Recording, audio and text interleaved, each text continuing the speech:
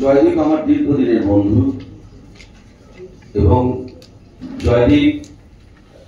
জয়দীপকে নতুন করে পরিচয় করার কিছু নেই, কারণ ওর ডকুমেন্টারি আমরা মানে জাতীয় স্তরে এবং আন্তর্জাতিক স্তরেও আমরা দেখেছি। এর আগে আমরা ওর অনেক ছবি দেখেছি এবং ও দীর্ঘদিন ধরে শুধু ডকুমেন্টারিটাই করে। সুতরাং এই ডকুমেন্টারিটা ক্ষেত্রে একটা অন্য ধরনের কাজ, যেটা যদিও ছবির নাম রাজ কাপুর, কিন্তু ছবি কেন রাজ কাপুর? কারণ রাজ কাপুরের শুরুটা হয়েছিল কলকাতাতেই। কারণ আপনারা নিশ্চয়ই জানেন যে পৃথ্বীরাজ কাপুর একটা সময় কলকাতাতে থাকতেন এবং আমাদের ভারতবর্ষের প্রথম আন্তর্জাতিক পুরস্কার 1934 সালে তারই ছবি সীতা, মানে তার অভিনীত ছবি সীতা, যার পরিচালক ছিলেন দেবকী বসু, এবং সেখানে পৃথ্বীরাজ কাপুর এবং দুর্গা কোটে অভিনয় করেছিলেন। এটি কিন্তু আমাদের ভারতবর্ষের প্রথম আন্তর্জাতিক পুরস্কার। সুতরাং বুঝতেই পারছেন যে আমাদের এখানে পৃথ্বীরাজ কাপুরের কতখানি একটা ভূমিকা ছিল বাংলা ফিল্ম ইন্ডাস্ট্রির সাথে। যদিও সিনেমাটা হিন্দিতে, কিন্তু এবং সিনেমাটা প্রডিউস করেছিলেন খেমকা ফিল্মস, মানে আমাদের যে যারা পরবর্তীকালে বেদের নিয়ে যোজনা করেছে তাদের ছবি। হ্যাঁ, সময়ের সাথে সাথে কিরকম ছবি বদলে যায়। এবং সেই ছবি দিয়ে কিন্তু সেই ছবি করার পরে পৃথ্বীরাজ কাপুর যখন চলে গেলেন, ওখানে চলে যাওয়ার পরে আস্তে আস্তে তো সবকিছু চলে গেল, তাই আমি যতটুকু জানি। এবং রাজ কাপুর ইনিশিয়ালি, যেটা আমিও যতটুকু পুরো পড়াশোনা করে জেনেছি, যে উনি বাবার সাথে আসতেন শুটিংয়ে এবং ওই গাড়িতেই আসতেন, এবং পৃথ্বীরাজ কাপুর রাজ কাপুরকে স্কুলে নামিয়ে দিয়ে ঢুকতেন, এবং রাজ কাপুরের শেষ হয়ে গেলে পরে শুটিং কি হয় স্কুল, তিনি এন্টিওয়ান স্টুডিওতে চলে আসতেন এবং তারপরে একসাথে ওনারা বাড়ি ফিরতেন। তৎকালীন আমাদের হাজরা মোড়ে এই ফায়ার ব্রিগেডটা আছে, তার পাশে ওনাদের একটা বাড়ি ছিল, সেখানে ওনারা থাকতেন। তা যাই হোক, আমি অনেক বেশি বলে ফেললাম পরিচালকের থেকে, এটা মার্জনা করবেন। বাকিটা এই যে কলকাতা কানেকশন, মানে বম্বের সাথে, সেখানে রাজ কাপুর পৃথ্বীরাজ কাপুর দিয়ে শুরু, তার পরবর্তীকালে অনেকটাই সেটা নিয়েই জয়দীপের ছবি। আমি যদি ঠিকঠাক বলে থাকি তাই তো। এবার ঘটনা হচ্ছে হলো যে এই বেঙ্গল কানেকশনটা অন করা আছে, তো আবার অফ করি কেন বাবা? এই বেঙ্গল কানেকশনটা কিভাবে, আমি ওকে তুই বলি কারণ আমার তুমি বলতে অসুবিধা হচ্ছে, এত বছরের অভ্যাস। হ্যাঁ, তুই কি করে এটাকে মানে তোর ছবির ভেতর ধরলি, সেটা একটু যদি বলিস, কি ধরনের, কি স্টাইলাইজেশন? Thank you everybody. এবং চাকরি অনেক ভালো ভালো কথা বললো আমার সম্বন্ধে। এবার আমার চাকরি দীর্ঘদিনের বন্ধু, সত্যি বন্ধু, আজকে না প্রায় 35 বছর হয়ে গেছে। যাই হোক, আমার এই ছবিটাতে প্রথমে একটু আলাপ করিয়ে দিই। আমার ওই দিকে বসে আছেন নির্মল ধর, আপনারা সবাই চেনেন আমাদের প্রিয় নির্মল দা। উনি এই ছবিটায় রিসোর্স পার্সন, অনেক তথ্য দিয়ে, অনেক ঐতিহাসিক তথ্য দিয়ে এবং বিভিন্ন মানুষের সঙ্গে একটা ইন্টারঅ্যাক্ট করে বিভিন্নভাবে আমাদের সঙ্গে ব্যাপারটা ইনিশিয়েট করেছেন। আমার পাশে বসে আছেন আমাদের ছবির প্রডিউসার, আমার দীর্ঘদিনের বন্ধু সুব্রত সান্যাল। এবং সুব্রতর এত সক্রিয় সাহায্য ছাড়া এই ছবিটা কখনোই সম্ভব হতো না। কেননা আমি যখন যেরকম ভাবে করেছি ছবিটা, আমি প্রাণ খুলে করেছি, মানে একদম নস্টালজিক একটা টোন থেকে, যেহেতু আমরা সবাই সিনেমার ব্লাড, সেই সময়কার 1979, 80, 81, সেই সময় সেলুলয়েড। তো আমাদের সেলুলয়েডের সেই যে নাকে শোকা গন্ধ, সেটা তো আমাদের কাছ থেকে কখনোই দূরে সরে যায় না। তো ন্যাচারালি সেইটা মনে প্রাণে মনের মধ্যে পোষণ করেছিলাম যে ইদানিং আমি দীর্ঘদিন ধরে পেন্টিংস এর ওপর এবং স্পোর্টস এর ওপর আমার প্রায় 6,000 ওপর ডকুমেন্টারি আছে, কিন্তু হয়তো অনেক সরকারি কাজও আছে তার মধ্যে, কিন্তু কিছু কিছু কাজ অবশ্যই একটু অন্য ধরনের কাজ করার একটা প্রয়াস থাকে। সেটার কথা আমি সুব্রতকে বলেছিলাম যে এরকম একটা রাজ কাপুরের শতবর্ষ হচ্ছে এবং West Bengal film journalist association একটা প্রোগ্রাম করছে প্রিয়া সিনেমা হলে, তো আমরা সেদিন এসেছিলাম। সেই দিনই ইনফ্যাক্ট আমাদের মধ্যে একটা ক্রপ আপ করলো যে রাজ কাপুরের এই বেঙ্গল কানেকশনকে নিয়ে, ক্যালকাটা কানেকশনকে নিয়ে যদি কিছু কাজ করা যায়, it should not be like a biography. এটা একটা অন্য ধরনের আঙ্গিক থেকে, অন্য ধরনের টেক্সট থেকে, কনসেপ্ট থেকে যদি দান করানো যায়। ও খুব উৎসাহী হলো এবং তারপরে আমরা কাজে নেমে পড়লাম এবং সবসময় আমরা নির্মল দাকে, সজল দত্ত এবং আমাদের অঞ্জন বোস এবং নিউ থিয়েটার্স এর যারা আছেন এবং দেবকী বোসের নাতি দেবাশিস বোস, রত্নতমা সেনগুপ্ত, তো এরা সবাই আমাকে ভীষণভাবে উৎসাহিত করলেন এবং পরবর্তীকালে যখন আমরা বম্বেতে শুট করলাম, হয়তো অনেকের মধ্যে প্রশ্ন আসতে পারে আমার ছবিতে হয়তো কাপুর পরিবারের কেউ নেই, কিন্তু আমি একটা রাজ কাপুরের বায়োগ্রাফি করতে চাইনি, তাই জন্য কাপুর পরিবারকে ইনভলভ করতে চাইনি। যদিও আমার ছবিতে ঋষি কাপুরের ফুল্লাম ফুল্লা ছবির একটা রেফারেন্স আছে, যেখানে ঋষি কাপুর পরিষ্কারভাবে বলেই দিয়েছেন লেখায় যে কলকাতা ছাড়া কখনোই কাপুর, দেবকী বোসের ফ্যামিলি ছাড়া কখনোই কাপুর ফ্যামিলি আছে, কাপুর খানদান যেটা বলা হয় সেটা তৈরি হতো না। তো ন্যাচারালি এতটাই গুরুত্বপূর্ণ একটা অধ্যায় ছিল কলকাতার সেই হারিয়ে যাওয়া শৈশব রাজ কাপুরের, 1 নম্বর। 2 নম্বর হচ্ছে যে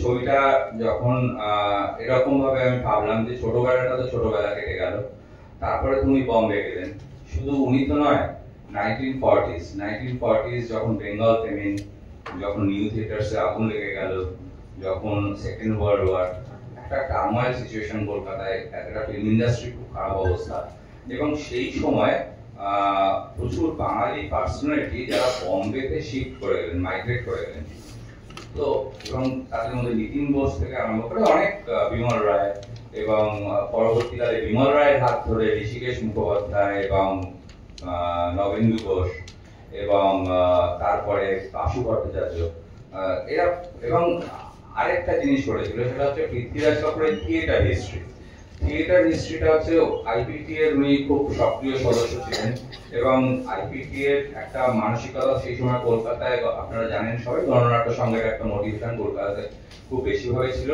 এবং পরবর্তীকালে যখন বম্বেতে পৃথ্বীরাজ কাপুর চলে গেলেন, বম্বের আইপিটি এর সঙ্গে উনি থিয়েটারে যুক্ত হয়ে গেলেন এবং সেখান থেকে খাজা আহমেদ আব্বাস, তার থ্রুতে সলিল চৌধুরী এবং শম্ভু মিত্র, তাদের সঙ্গে পরিচয় হলো রাজ কাপুরের। এবং এই যে মাইগ্রেট হয়ে যাওয়া মানুষগুলো বম্বেতে, যে একটা বলিউডের সৃষ্টিকর্তা বলা যায় যারা সবাই, এক একজন ফাদার ফিগার, আজকের বলিউড দাঁড়িয়ে আছে অনেকটাই বাঙালি, সেই সময়কার বাঙালি সংস্কৃতির এবং বাঙালি পরিচালক বা বাঙালি যে সমস্ত ফিল্ম পার্সোনালিটি, তাদের যে সমস্ত কন্ট্রিবিউট করেছে বিভিন্নভাবে, সেখানে রাজ কাপুরের সঙ্গে কিভাবে কোথায় কিভাবে অ্যাসোসিয়েট হয়ে গেছে, অদ্ভুত অদ্ভুত ব্যাপার। আমরা জানি মাইহার, বাবা আলাউদ্দিনের মাইহার, সেখানে রবিশঙ্কর পন্ডিতজি এবং আলিয়া আকবর খান সাহেব, তো সেইখান থেকেই উঠে এসছে আরেকজন শরৎ প্লেয়ার রাম গাঙ্গুলি, আমরা তার নাম জানি না, কিন্তু যখন রাজ কাপুর প্রথম ছবি করলেন আগ, সেই আগ ছবির মিউজিক ছিল কিন্তু রাজ কাপুর, আমাদের রাম গাঙ্গুলি। তার কারণ হচ্ছে রাম গাঙ্গুলি ছিলেন পৃথ্বীরাজ কাপুরের থিয়েটারের মিউজিক ডিরেক্টর। একটা অদ্ভুত একটা বাঙালির সঙ্গে কিন্তু জড়িয়ে যাচ্ছে একটা ইন্টার রিলেটিভিটি, একটা ইন্টার রিলেশনশিপ, একটা ইন্টার কানেক্টিভিটি, এই জিনিসগুলো কিন্তু রাজ কাপুরকে ঘিরে রইল অনেক কাজে, এবং আলটিমেটলি ওখানে একটা film federation guild of India হয়েছিল বম্বেতে ডিউরিং দ্য 1940s-50s। সেই সময় যেখানে বি শান্তারামজি ছিলেন সে তার প্রেসিডেন্ট, এবং সেইখানে রাজ কাপুর ছিলেন, সৌরভ নদী, মেহবুব খান, যে সময় ওই সময়কার যে সমস্ত বিখ্যাত প্রডিউসার ডিরেক্টররা ছিলেন, তার সঙ্গে ছিলেন বিমল রায়। ফলে বিমল বাবুর সঙ্গেও কিন্তু ধীরে ধীরে বন্ধুত্ব হয়ে গেল, এবং তারপরেও 1954 যখন সোভিয়েত ইউনিয়নে রাজ কাপুর একটা টিম যায়, ডেলিগেশন টিম, আওয়ারা খুব আপনারা জানেন সোভিয়েত ইউনিয়নে অ্যাকসেপ্টেড হয়েছিল, আওয়ারা এবং C-420 C-420। তো সেই সময় রাজ কাপুর তো একটা আইকনিক ফিগার হয়ে গেছিলেন। সেই সময় অদ্ভুতভাবে একগুচ্ছ বাঙালি তাদের সঙ্গ দিল। এটাও কিন্তু সেই আইপিপি এর একটা প্রভাব বলা যেতে পারে, আইপিপি এর সেই সঙ্গে নিয়েই যেন এদের মধ্যে একটা অদ্ভুত ইন্টার রিলেশনশিপ। এবং তারপরে বিমল রায় গেছিলেন, আমি সেটা ছবিতে দেখিয়েছি, মানে আমার ভিজুয়াল আছে। বিমল রায়, ঋষিকেশ মুখোপাধ্যায়, তখন ঋষিকেশ মুখোপাধ্যায় এডিটর ছিলেন বিমল রায় 1954, কারণ প্রথম ছবি কখনো আরম্ভ করেনি, মুসাফির অনেক পরে করলেন।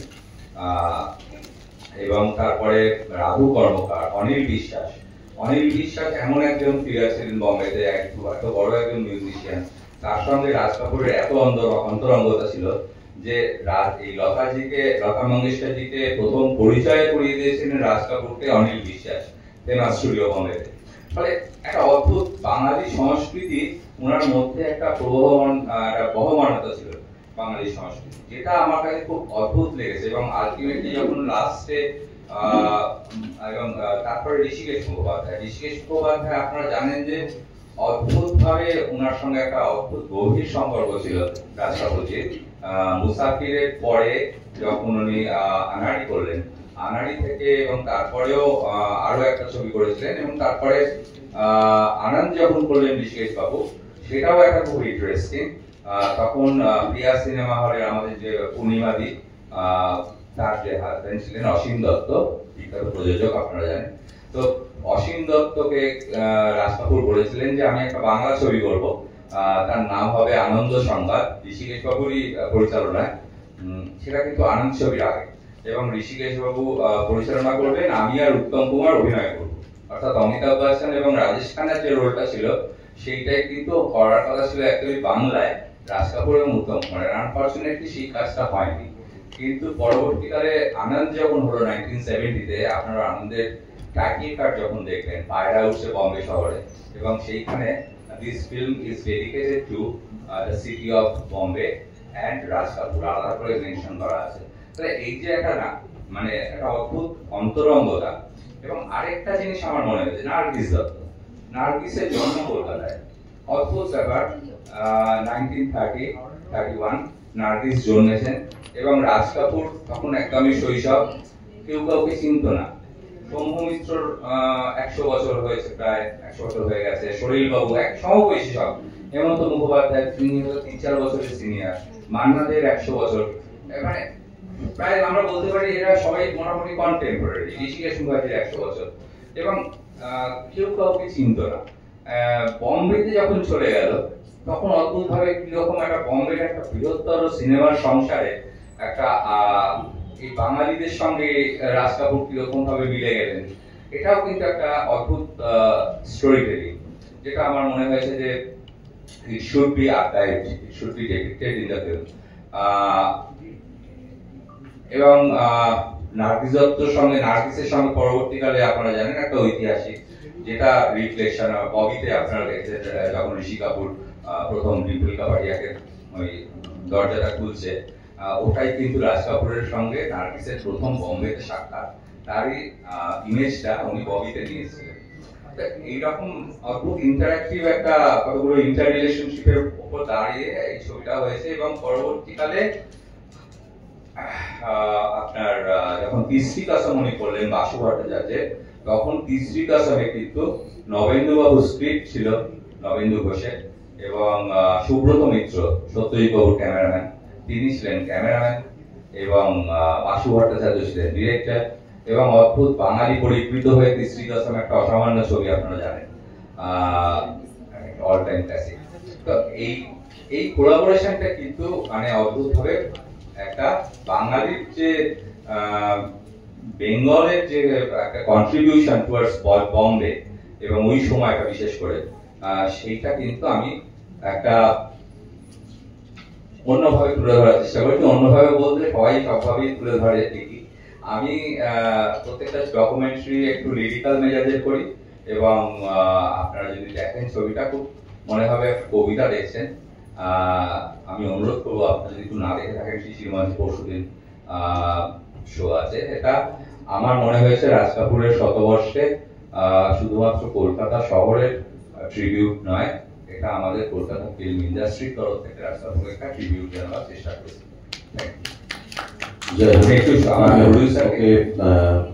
আমি ওর কেন অ্যাডপ্ট করেছি প্রশ্ন করেছিলাম, কিন্তু পুরো ছবিটাই আপনাদের দেখিয়ে দিয়েছে, সুতরাং আমার মনে হয় না এরপরে আর আপনাদের কোনো প্রশ্ন থাকতে পারে। তাহলে আবার আপনারা ছবি দেখতে আসবেন না সেটা না, না ছবিটা দেখার কথা বলছি, কারণ যেভাবে তুই পুরো ছবিটা বলে দিলি তাতে ওনাদের এখন দেখা হয়ে গেছে, ওটা রিপিট দেখবে। যাই হোক, সুবিধাই হলো, আর আপনাদের প্রশ্ন করে আর সময় নষ্ট করতে হলো না, সব প্রশ্নের উত্তর পেয়ে গিয়েছেন। যাই হোক, হ্যাঁ আমি একটু আমার প্রোডিউসার সুব্রত সান্যালকে অনুরোধ কিছু বলবো। সবাইকে ধন্যবাদ আসার জন্য, আর কলকাতা ফেস্টিভ্যালকে ধন্যবাদ যে আমাদের ছবিটা কম্পিটিশনে মনোনয়ন দেওয়ার জন্য। এখানে যারা উপস্থিত আছেন, West Bengal film journalist association উপস্থিত আছেন, এখানে উপস্থিত আছেন আমাদের আরো বন্ধুবর্গ, যারা ডাইরেক্টর আছেন, যারা প্রডিউসার আছেন, অনেকেই আছেন। আমরা সিনেমাটা করেছি, আমার বন্ধু, ছোটবেলার বন্ধু, আমরা এক মিত্র স্কুলে একসঙ্গে পড়াশোনা করেছি, যেখানে কিছুদিনের জন্য রাজ কাপুরজি পড়াশোনা করেছিলেন। এটা একদম ঠিক না, এটার কোনো প্রমাণ নেই। এটা বলা হয়, কিন্তু এটা প্রমাণ পাওয়া যায়নি। আমাদের একটা প্রমাণ আছে, সেটা যে বয়সে উনি ছিলেন আমরা জানতে পারি। আমি এটা নিয়ে ধনুবাবুর কাছেও গিয়েছিলাম একবার, আমাকে বলেছিলেন যে স্কুলটা ছিল টালিগঞ্জের ঠিক পাশে, কারণ যখন ছেড়ে আসতেন তাহলে গাড়ি করে কেন টালিগঞ্জে যাবেন রাজ কাপুর, পৃথ্বীরাজ কাপুরের সাথে, যদি মিত্র ইনস্টিটিউশনে পড়েন? না, গাড়ি করে ছেড়ে দেওয়া হতো। এটা আমাকে ধনুবাবু নিজে বলেছে, আমি জানি না এটা কোথায় কোথায় বলা হচ্ছে। সেখানে রাজ কাপুর কিন্তু পড়েনি, কোথাও নেই, কোথাও নেই, এটা মিথ। আমরা একটা কথাটা বলি, যেটা অ্যালুমনির একটা, যেটা যখন আমাদের 75 বছর হয় সেখানে যে সভেনিরটা বেরোয়, সেখানে কিন্তু বর্তমান যিনি হেডমাস্টার মশাই আছেন তিনিও সেটা বলেছেন, সেই ছবি দেখিয়েছেন। সেটা এই যে বললাম না মিথ, সেটার উপর ভিত্তি করে কিন্তু কোনো কাগজ দেখাতে পারবে না। এটা নিয়ে আমি চ্যালেঞ্জ করেছিলাম। একটা বলি নিশ্চয়ই, এটা উনি একটা দেখান, এটা করেছিলেন কিছুদিনের জন্য। সেই সময় উনি একটা ডোনেশনও করেছিলেন, সেই সময় যখন 75 বছর হয়, সেখানে একটা উনি 30,000 টাকা ডোনেশনও করেছিলেন। বর্তমান যিনি হেডমাস্টার মশাই আছেন, পূর্বতন হেডমাস্টার মশাই এটা আমাদেরকে জানিয়েছিলেন, কারণ আমরা এটা তৈরি করতে গেছিলাম যখন, সেই ছবিটাও আমাদের এর মধ্যে দেখানো আছে। ছবির মধ্যে যে সবিনিটা সেই সময় বেরিয়েছিল, সেই সবিনিটাও আছে। 75 বছরে যে পূর্তি অনুষ্ঠানে মিত্র ইনস্টিটিউশনে সেটা আছে। কিছুদিনের জন্য করেছেন, যেটা বারবার বলছি, কিছুদিনের জন্য ওখানে যখন উনি সবে এসেছেন 6-7 বছর বয়স, সেই সময় উনি থাকতেন হাজরা মোড়ে, যেটা উনি বললেন ফায়ার ব্রিগেডের পাশে সরকার ফার্মেসি বলে একটা দোকান আছে, তার উপরে উনি থাকতেন। এখনো সেই ঘরগুলো একই রকম আছে, সেখানে কোনো প্রমোটার থাবা বসায়নি বা কোনো ভেঙে চুরে যায়নি, একই রকম আছে। সেই সব শুটিং আমরা করেছি, তাদের বাড়ির সঙ্গে কথা বলেছি, তাদের মেম্বারদের সঙ্গে, সেই ছবিও আমাদের দেখানো আছে। মানে আমাদের কাছে প্রমাণ একদম হতেই পারে যে এটার মধ্যে কোনো তথ্য নেই, কারণ বেশিরভাগ জায়গায় আমরাও সেটা চেক করার জন্য গেছিলাম, যে সেন্ট জেভিয়ার দেখাচ্ছিলেন সেখানে, যেটা উনি বলছেন জেভিয়ারিয়ান, বলছেন উনি একজন জেভিয়ারিয়ান ছিলেন, বলছেন কলকাতা সেন্ট জেভিয়ার। সেই জন্য আমরা ওটা আরো চেক করার জন্য গেছিলাম, যেটা আরো ওই উইকিপিডিয়া বা গুগল সার্চ করলে দেখা যায় সেখানে সেন্ট জেভিয়ার্স এর উল্লেখ আছে। তা সেটা নিয়ে একটা কনফিউশন, কিন্তু আমরা পেয়েছি, আমরা নিজেরা লিখি। যাই হোক, সেটা আমি বলছি এই প্রসঙ্গটা একদম কারণ মিত্র ইনস্টিটিউশন দাবি করে কিন্তু প্রমাণ করতে পারে না। কারণ এটা লিখেছেন, কার ভিত্তিতে লিখেছেন, তাদের 75 বছরে যিনি লিখেছেন কার উপর ভিত্তি করে সেই ছবিটারে লেখা হয়েছে, সেই তথ্যটা দিতে পারেননি। এবার কিছু কিছু বই লিখেছিল, আমি যে কারণে বলছি, আমি অনেক জায়গায় কথা বলে জেনেছি যে উনি যদি মিত্র ইনস্টিটিউশনে পড়বেন, 7 বছরের ছেলে ওদিকে না গিয়ে আবার এদিকে আসছে কেন? তাহলে গাড়ি করে বাবার সাথে। একদম ঠিক স্কুলটা কথা। ছিল টালিগঞ্জের পাশে এবং সরকারি একটা প্রাইমারি স্কুল, যেটা আমি জানতাম। এটা একটা জায়গা, একটা স্কুলে পড়েছি, আর একটা আমার বাড়ি হাজরা মোড়ে, যেখানে উনি থাকতেন ঠিক তার পাশেই হচ্ছে আমার বাড়ি, একদম হাজরা মোড়ে। সেই জন্য আরো উৎসাহিত হয়েছি যে নিশ্চয়ই আমাদের পাড়ার একজন লোক, সে যদি এত ভালো উন্নতি করে থাকে। আর বাংলা যেটা কলকাতা শহর, যেটা সারা ভারতবর্ষকে এত বড় অবদান, যেটা পুরো বাঙালিরা করছে, যেটা জয়দীপ বলেছে, সেটার জন্যই আমি এগিয়েছি ওইটা করার জন্য। ধন্যবাদ সবাই। কলকাতায়